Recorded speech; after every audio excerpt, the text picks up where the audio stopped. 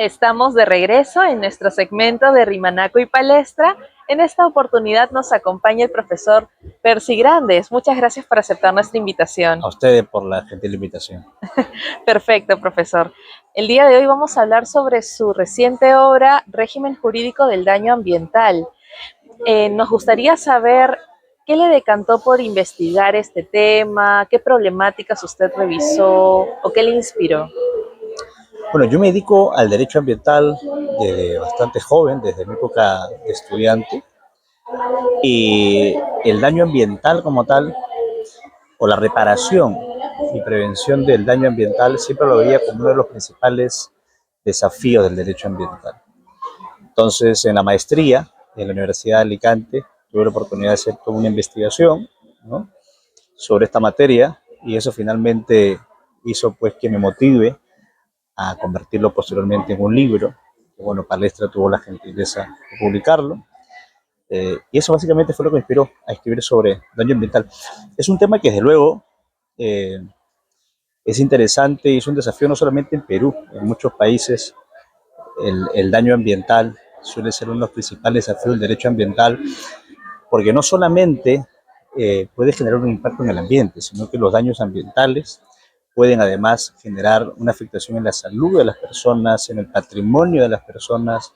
Incluso hay casos en Brasil, por ejemplo, ha habido varios de estos casos, donde incluso ha habido afectaciones en la vida de las personas. Ha habido personas que han fallecido como consecuencia de desastres ambientales, ¿no?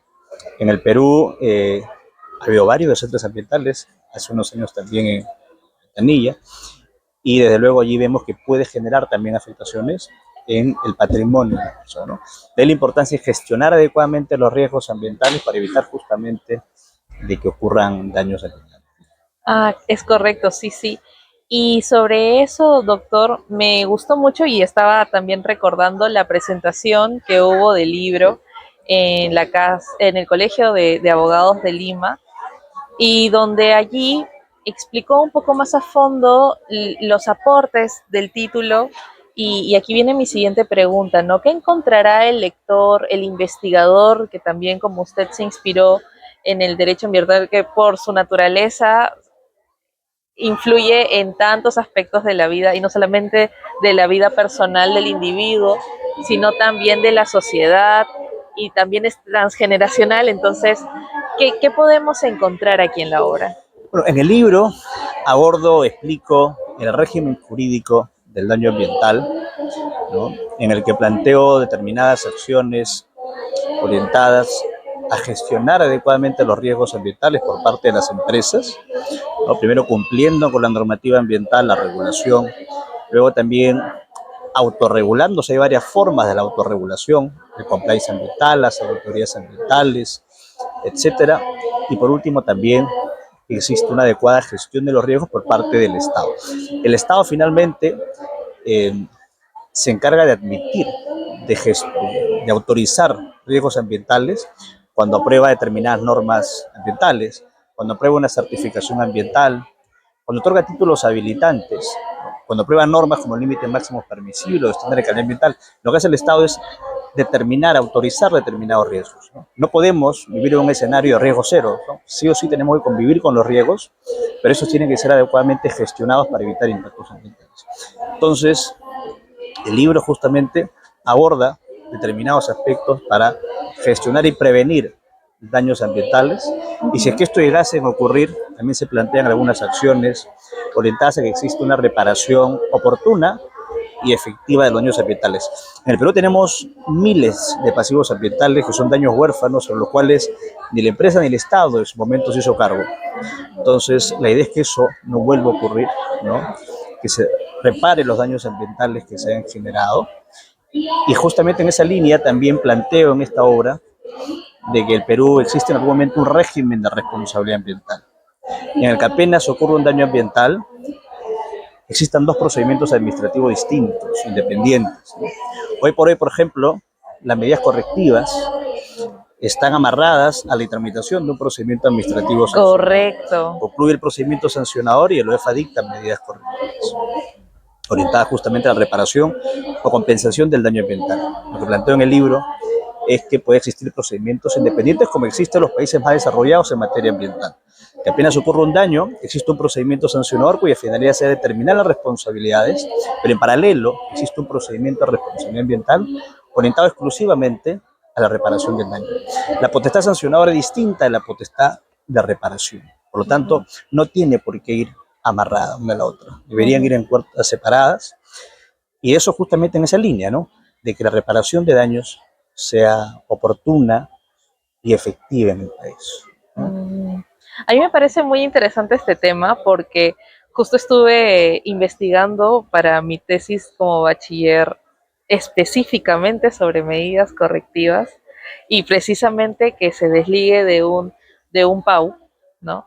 Y aquí me gustaría hacer una pregunta, si es que se puede, en el sentido de que estaría ahí vulnerándose el principio de presunción de legalidad o de inocencia del concesionario, porque claro, como está amarrado al procedimiento sancionador, este, algunas personas en mis entrevistas me respondían no, que sí se está vulnerando, entonces no se podría aplicar esta medida correctiva porque tú al momento de aplicar la medida correctiva, entonces también estás diciendo de que esta persona, esta entidad es culpable o que hay una responsabilidad por medio, entonces no se puede hacer, etcétera. Entonces, ¿me podría aclarar un poquito ese escenario? O sea, de hecho, un daño ambiental puede generarse vulnerando o no la normativa ambiental, se haya o no cometido una infracción administrativa. Vale. Sin embargo, ocurre que, por ejemplo, en sede administrativa, claro, cuando se tramita un procedimiento administrativo sancionador es porque has cometido una infracción administrativa. Claro. Pero ¿qué pasa con aquellos daños ambientales que ocurren sin que hayas cometido una infracción administrativa? Que de hecho pasaba en Europa, por ejemplo, y por eso justamente que se aprobó una directiva de responsabilidad ambiental que cada país de la Unión Europea luego la acogió en su normativa, ¿no? Pero en Perú estamos amarrados, como te digo. Sí. El dictado de una medida correctiva, por lo menos se dicta en el marco de un procedimiento administrativo sancionador. Pero ¿qué pasa con aquellos daños, repito, que se cometen sin que se haya configurado una infracción administrativa? Ahora bien, toda aquella persona que genera un daño ambiental o empresa que genera un daño ambiental está en la obligación de reparar, Claro. ¿no? Bajo el principio de responsabilidad ambiental. Entonces, eso es independiente, o debería ser independiente, ¿no?, de la tramitación de un procedimiento sancionador. Justamente por eso planteaba la existencia de un procedimiento de responsabilidad ambiental. Ahora bien, en el libro también abordo no solamente de cómo se debería reparar los daños ambientales en la vía administrativa sancionadora, sino también en la vía penal, ¿no? E inclusive en la vía civil, ¿no? De hecho, hay muchos casos de daños ambientales en los que se sanciona en la vía administrativa, pero también en la vía penal, ¿no? Y lo que en la vía administrativa se llama medidas correctivas, en la vía penal se denomina reparación civil. Y la reparación civil debería destinarse justamente a la reparación del daño ambiental. Entonces también en el libro planteamos eso, algunas metodologías que deberían aplicarse para la cuantificación económica, ¿no?, del daño ambiental y de qué manera también podría ser efectiva la reparación del ámbito penal. Y por último también en la vía civil, Claro. ¿no? En la vía civil también se puede proteger el ambiente, ¿no? Cuando ocurren, de hecho, se puede proteger de dos maneras, ¿no? Primero, cuando ocurre un daño ambiental puro, un daño en el medio natural, el Código Procesal Civil dispone que determinadas instituciones son legitimadas para presentar una demanda de responsabilidad civil extracontractual, solicitando una indemnización por el daño ambiental generado. Sin embargo, son pocos los casos que se han dado debido a que la reparación o la indemnización, en este caso, según el Código Procesal Civil, no ingresa a quien haya presentado la demanda, sino siempre debe ingresar al municipio, a la municipalidad en el que se produjo el daño ambiental. Entonces imaginemos, si es el Ministerio Público que presenta la demanda, igual la indemnización irá al Ministerio Público o a una ONG o a la institución que haya puesto la demanda, sino siempre irá al municipio. Entonces ahí también planteo unas propuestas para hacer unas reformas al Código Procesal Civil en esa línea. Y luego también planteo algunas propuestas más orientadas ya a cuando se presentan daños en la salud de las personas o en el patrimonio de las personas como consecuencia de daños ambientales, ¿no? ¿De qué manera esa reparación ¿no?, en la salud de las personas y en el patrimonio de las personas, como consecuencia de daños ambientales, debería ser oportuno, ¿no? Si no, vamos a tener casos como, por ejemplo, el de Loroya, ¿no? Ah, Casos de Loroya en el que muchas personas se vieron afectadas a su salud y hoy por hoy, si bien es cierto, ha habido muchas sentencias, inclusive en la Corte, pero siguen esperando justicia efectiva, ¿no? Orientada a la reparación de su salud. Así que eso, básicamente son algunos consejos que se da desde la experiencia académica, la experiencia profesional, de muchos años dedicándome a esta disciplina que es sumamente apasionante, en el que los abogados, las abogadas que se dedican al derecho ambiental por vocación, trascienden más allá de una disciplina, trascienden más allá de la normativa, trascienden más allá de la defensa de personas, porque además están defendiendo al ambiente como tal, ¿no? Las personas que se dedican a esta especialidad son personas pues que se encargan de involucrarse en una disciplina jurídica en el que tú proteges inclusive a personas que no conoces, correcto. ¿no? A personas que pueden estar, tú estás en Lima, pero protegiendo el ambiente, estás protegiendo a personas que están en la Amazonía, en la sierra, en distintos lugares.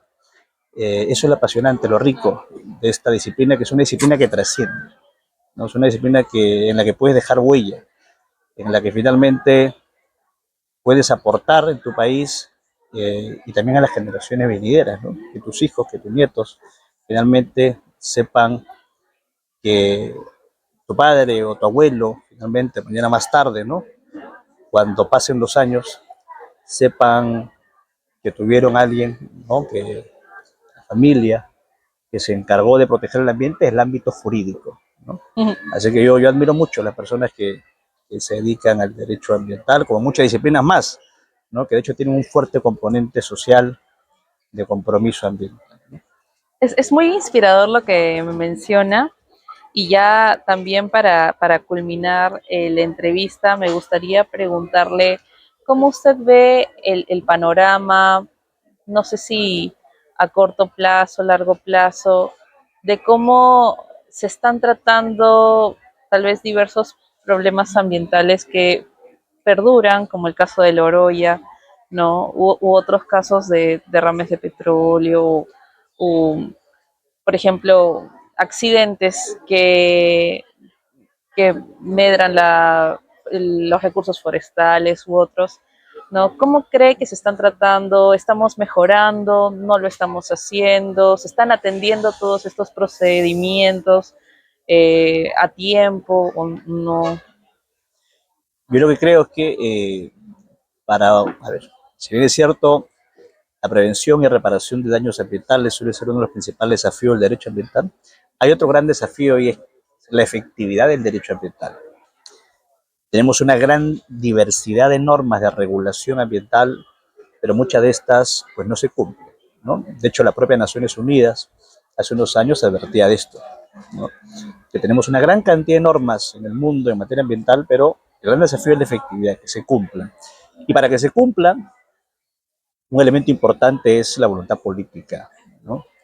La voluntad política, y que además quienes estén en la gestión pública, quienes dirigen, quienes lideren el sector ambiental, dominen esta materia, ¿no? Dominen esta materia, tengan una trayectoria reconocida en materia ambiental, ¿no? Entonces, eso creo que es clave. Finalmente ya estamos a puertas de unos meses. Estamos en una etapa electoral en la que seguramente se elegirán a nuevas autoridades, y ahí es clave que también se pueda elegir. El voto tiene poder, entonces es Sí. clave que se pueda elegir a personas que tengan esa vocación política por hacer las cosas bien, por construir un mejor país, tanto en el Congreso, porque finalmente son quienes aprueban las leyes, las normas muy importantes, y también el Ejecutivo, ¿no?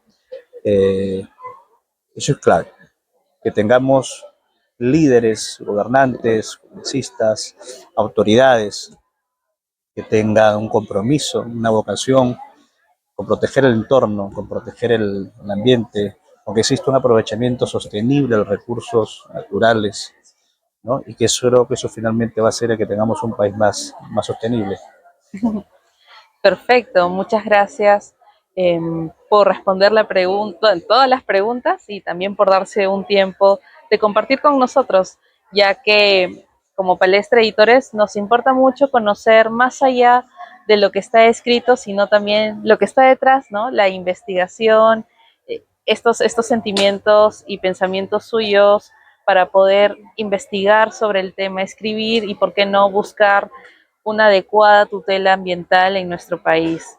Gracias por su tiempo y con la audiencia nos estaremos encontrando en nuestro propio segmento. Les mandamos saludos desde el stand 88 de la Feria Internacional del Libro de Lima. Nos vemos. Hasta luego, muchas gracias.